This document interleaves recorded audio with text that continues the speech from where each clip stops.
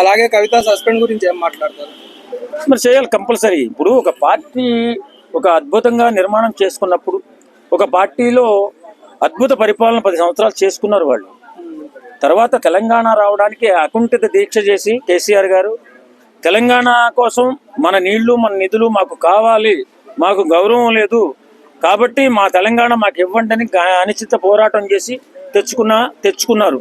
తెచ్చుకున్న పరంపరలో అదే పార్టీగా ఆవిర్భవించి అద్భుతమైన పరిపాలన 10 సంవత్సరాలు చేసుకున్నారు. అలాంటి పటిష్టమైన పార్టీలో కన్న కూతురైనా కన్న కొడుకైనా పార్టీకి ఇబ్బంది కలిగేటటువంటి ఏ కార్యక్రమాలు చేసినా పార్టీ సస్పెండ్ చేయడం అనేది ఒక విధి. దానిలో ఆ విధిలో భాగంగానే వేళ కేసీఆర్ గారు ఆమెను సస్పెండ్ చేశారు. దానిలో పెద్ద ఇప్పుడు పార్టీకి నష్టం కలిగించేటటువంటి ఏ వ్యక్తినైనా పార్టీ మాత్రం బహిష్కరిస్తుంది. అందులో భాగంగానే బహిష్కరించింది. దానిలో తప్పేం లేదు. కావాలని చేయడానికి ప్రజలే అమాయకులు కాదమ్మా. ఇప్పుడు మేము మాట్లాడే వాళ్ళం కూడా అమాయకులు ఏం కాదు కదా. ఆమె ఏం వ్యాఖ్యలు చేసింది? హరీష్ రావు గారు, మన సంతోష్ రావు గారు పార్టీకి చెడ్డ పేరు తెచ్చి కొంతమంది కొంత అన్యాయం చేస్తున్నారు, కొంత అక్రమాలు చేస్తున్నారని చెప్పారు. అంతేనా? మా అన్న మా తండ్రి ఏ అక్రమాలు చేయలేదో వాళ్ళు మాత్రం నీతిమంతులు అని చెప్పారు.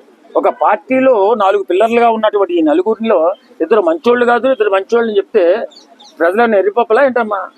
తెలియలేదా వాళ్ళకి? అది పార్టీకి చెడ్డ పేరు వస్తుందని తెలియదా ఈమెకి? ఒక పార్టీ, ఒక పటిష్టమైన పార్టీ, 10 సంవత్సరాలు పరిపాలన చేసిన పార్టీలో ఇలాంటి వాళ్ళు ఉన్నారని నువ్వే చెప్తే పార్టీ